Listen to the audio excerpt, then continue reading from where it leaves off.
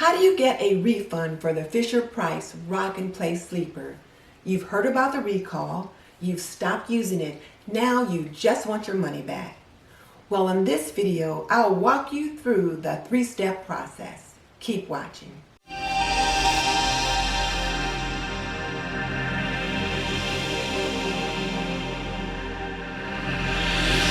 If you're new to my channel, I'm Denise Jordan, and I teach women to make wise home, health, and beauty decisions. So if you want to learn more about running a household, subscribe and tap that little bell icon so you don't miss any upcoming videos.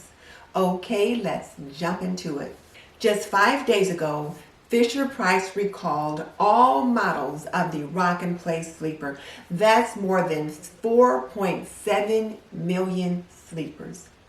And the reason for the recall is they were associated with more than 30 infant deaths. According to Fisher-Price, infant fatalities have occurred in Rock and Play sleepers after the infants rolled from their back to their stomach or side while unrestrained or under other circumstances. So if you own a Fisher-Price Rock and Play, they want you to stop using it immediately, and they're even offering a full refund or a voucher for another Fisher-Price product.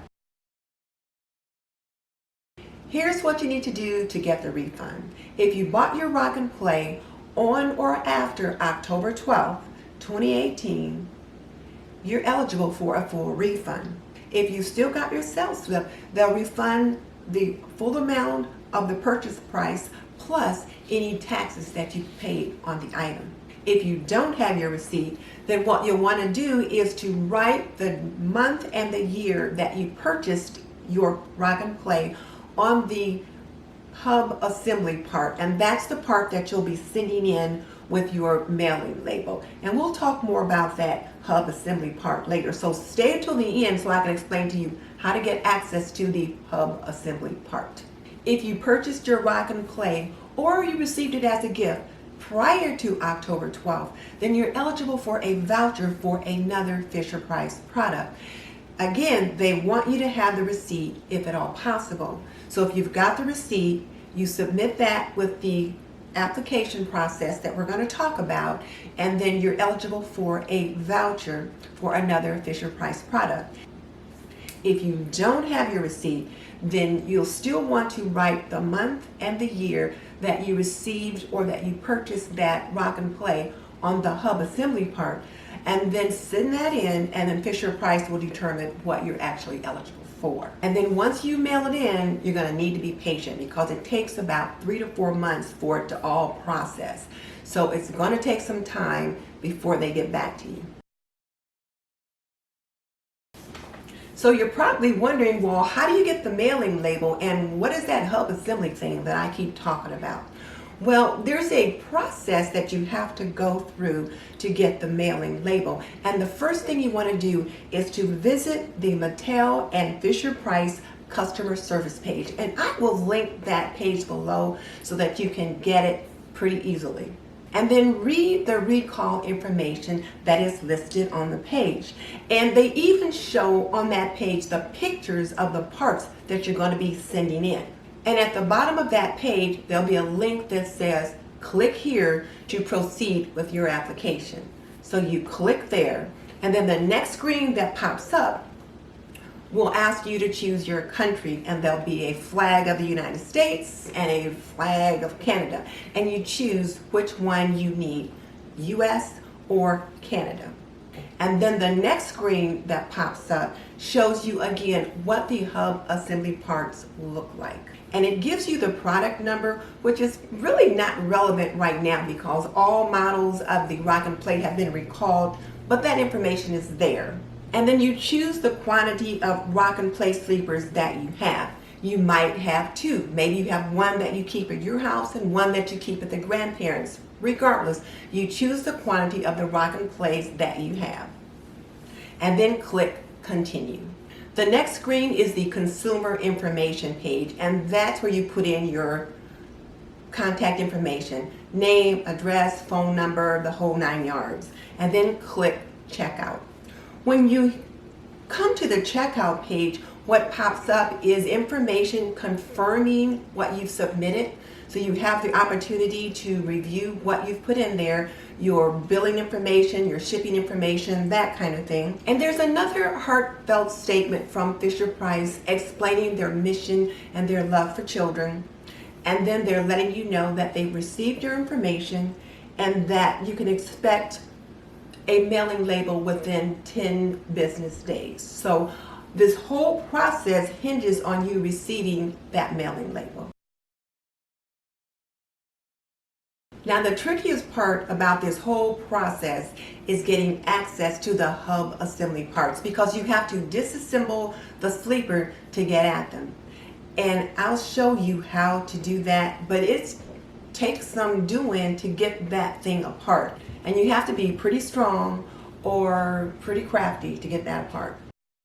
So you can see here where the rods fit one into the other. And so when I try to pull the legs apart, I want to separate them from those places. So here's how you do it. The first thing you want to do is place the sleeper on the side and pull the bottom rocker off.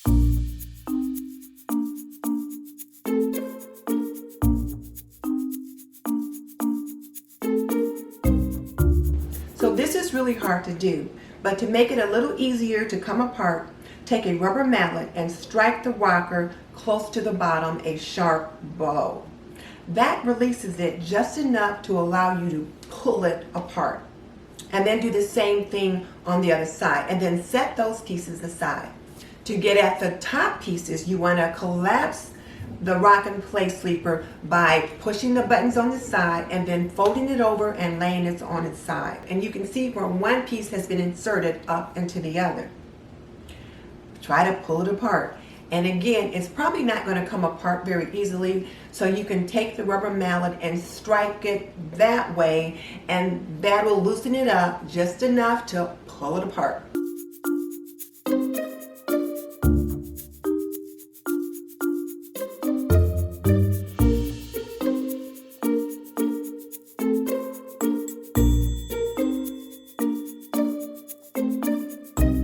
And then once you release the hub assembly parts, you're going to take those two pieces and set them aside, because those are the pieces that you're going to mail back with your mailing label.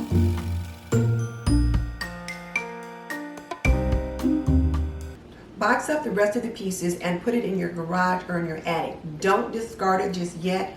Wait until you hear back from Fisher-Price before you discard it.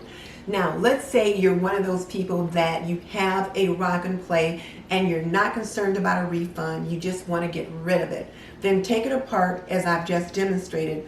But then with the material pieces that are left, take some scissors and cut those pieces up. Cut them up to the point that they're not usable, and then tie them in a garbage bag and put them out with your garbage.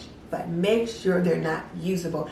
Don't just set it out at the curb for the garbage man to take away, because someone might pick it up, take it home and use it, and we don't want to put any other babies at risk. What questions do you still have about the refund process or how to take the rock and play sleeper apart? Tell me in the comment section below. And I put out a video a few days ago about the whole recall business and also best practices for a safe sleep environment.